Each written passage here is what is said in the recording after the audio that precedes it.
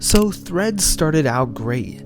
30 million users signed up in the first 24 hours. Needless to say, it was pretty successful. But what's under the hood of this app and its rollout? How dangerous is it to Twitter, and also, why could it be a trap? Well, like all the other Meta apps, Threads collects almost every bit of data it can out of you. So much data that it's banned in the EU right now. It basically collects the same information that Instagram does, including stuff like your health data, browsing history, and precise location. Everything that they would need to give you hyper-targeted ads to make money. Now, Threads isn't showing ads just yet, but best believe it's coming. Zuckerberg is probably very eager to monetize the millions of new users on his platform. And here's another danger you might want to consider before using Threads. Meta made it convenient to get started on the app. Too convenient. All you need to do is use your Instagram account to create your Threads profile. But here's the thing, let's say you try out Threads and don't like it.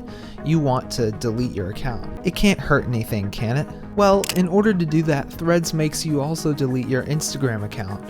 See, Zuckerberg and Meta made a trap. It's so easy to get onto Threads to try it out, but they know that you won't be able to leave because you'll never delete your own personal Instagram account. This method is part of what's making their growth so explosive.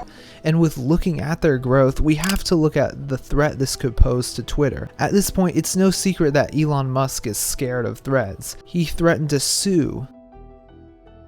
And looking at the platforms, there definitely are some striking resemblances, but many have pointed out that it would be hard to prove that certain aspects of the app would jeopardize trade secrets. But yeah, for right now, this doesn't seem to jeopardize Threads. But Elon Musk's concerns aren't unwarranted. Threads is the most formidable challenge yet to Twitter. There was Mastodon, but that network has already faltered in its growth. There's Blue Sky, but it only has a couple 100,000 users. They also don't have the power of billions of dollars that Meta has, or the millions of users that Instagram has. Now, despite recovering somewhat later this past week, Twitter took a hit. You can see on this graph that after Threads launched, Twitter's site activity dropped, down by 5% in just 2 days of launching. See, this app could not have come at a worse time for Twitter. Twitter users have been griping about the platform for months now, and with the new caps to the amount of tweets you can read, well, it would be the perfect time for someone else to swoop in and capitalize on all the discontent. Twitter has become more inconvenient and less user-friendly, while Meta has become the opposite. See, when you join Threads, you can quickly get your followers back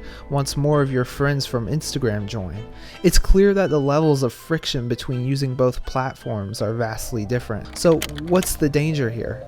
It's just another Meta app that has, for now, outperformed whatever it was meant to replace.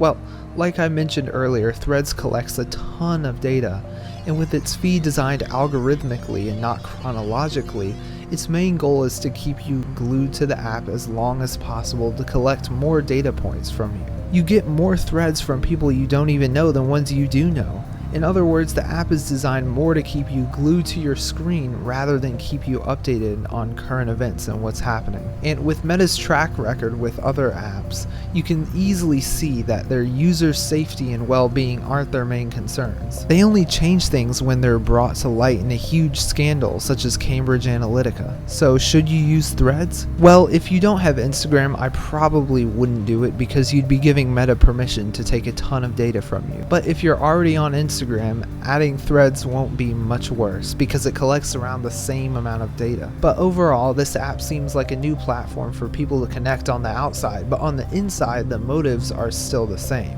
At the end of the day, Meta is beholden to its shareholders and customers. Your data is just the product they serve up. Speaking of social media apps though, you might have heard about Snapchat's AI feature. If you want to learn about the dark side of that AI, you should click the video on your screen right now.